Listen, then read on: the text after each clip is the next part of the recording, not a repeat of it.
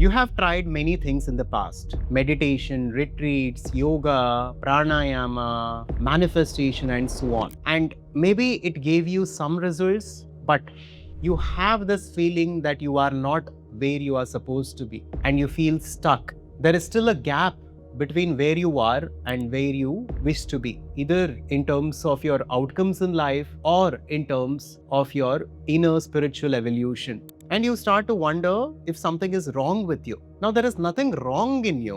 What is wrong is in the system that you are following, or the lack of any system at all when you approach your life and when you approach your spiritual journey. The ancient rishis understood this. They created a clear map and they gave us the 4 paths of Karma Yoga, Bhakti Yoga, Dhyana Yoga, and Jnana Yoga to evolve spiritually and to reach the higher states of consciousness. We need to understand this thoroughly. We need to understand our swabhava, where we fit in, what each of these paths stand for, and we need to use a particular path or the combination of these paths in the right way to accelerate in our evolution. You cannot randomly pick one you wish was yours. You only walk the path that is in alignment with your nature, with your swabhava, or you spend 20 years going nowhere. In the next 20 minutes, I will show you the 4 paths. I will talk about it briefly.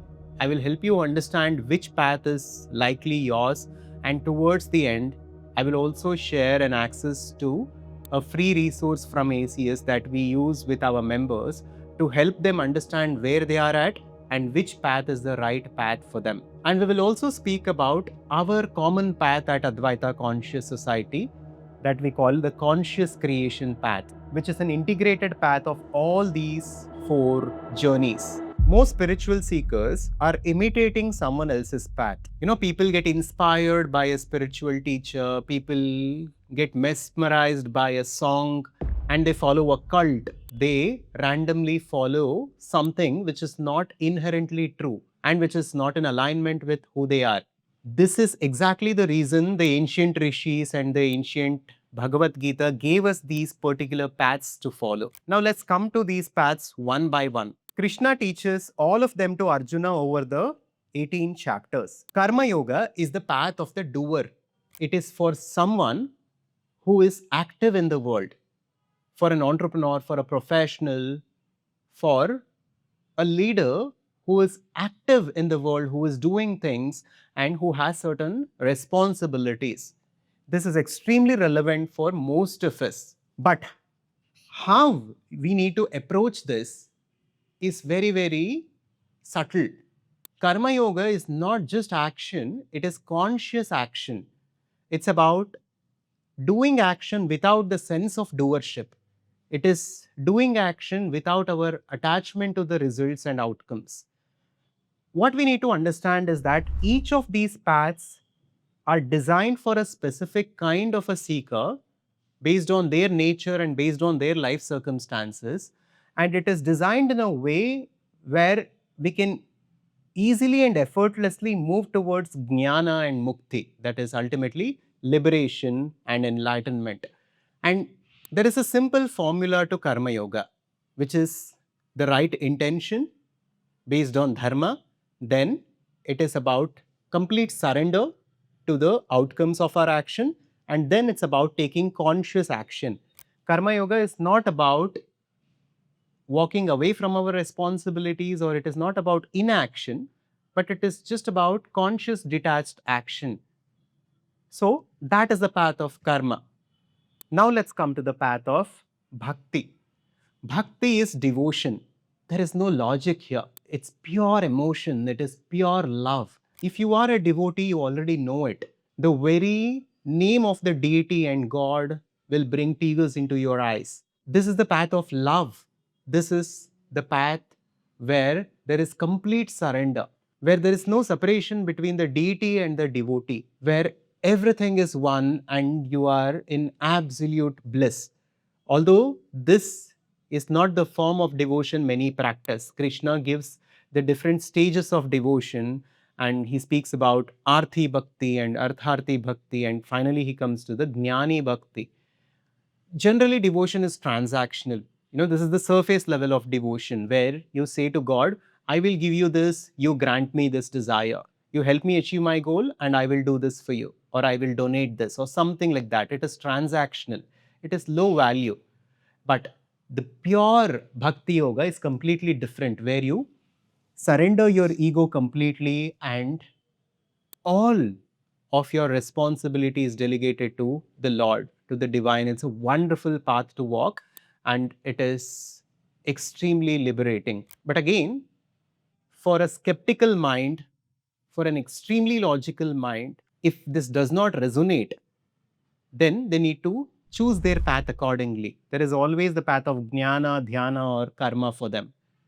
Right? Again, you know who you are better, and the document that I'll share with you later, which will take you through a self-analysis, will help you further to figure this out.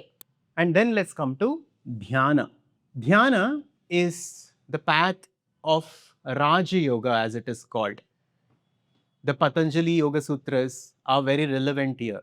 Yama, Niyama, Asana, Pranayama, Pratyahara, Dharana, Dhyana, Samadhi, the Ashtanga Yoga teaches us step by step on the things that we need to do and the things that we need to restrain from, the things not to do, and how to sit, how to hold the posture, how to meditate, how to work on our breathing, how to bend our body, and finally, Samadhi, it's about unification. It's about the same unification that we call mukti. That is Dhyana Yoga. If you are very disciplined, if you are very resonated with the teachings of yoga and working on your body and your mind and taming the restless mind and training your mind, right? Now that is Dhyana Yoga.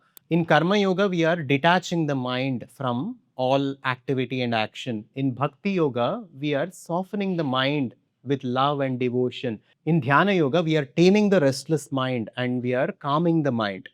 So each of these systems have their own mechanisms to achieve this. But what Adiguru Shankara says is that karma, bhakti, dhyana will ultimately take you to jnana. Jnana is not typical knowledge, it is transcendental knowledge. It is the jnana of your own swarupa, it is the knowledge of who you are and the nature of reality. So, Jnana Yoga can act as a separate journey by itself through Shravana, Manana, Nididhyasana, which is preparation, listening to these teachings, and conviction and thorough understanding, and finally embodying that teaching through Nididhyasana. Through this, Jnana Yoga can act as its own school of thought and journey for a seeker, which ultimately leads to Jnana, that is realization. And similarly, each of the other three paths can prepare us and finally take us here. And all of it ultimately brings us to mukti, that is liberation, that is realization that we are not the body and mind, we are something totally different, totally limitless, not as an intellectual thought, but as a deep realization of truth. So that is mukti. Now, what we have at Advaita Conscious Society is what we call the conscious creation journey. It is sort of an integrated path for people who are confused and for most people who are professionals and entrepreneurs who have certain responsibilities in the world to fulfill, and they need a balance of all these to accelerate towards their life. In fact, Swami Vivekananda told us to make use of different paths, not to stick to just one path, because each of these paths have their own advantages which we can make use of, and we can walk an integrated path.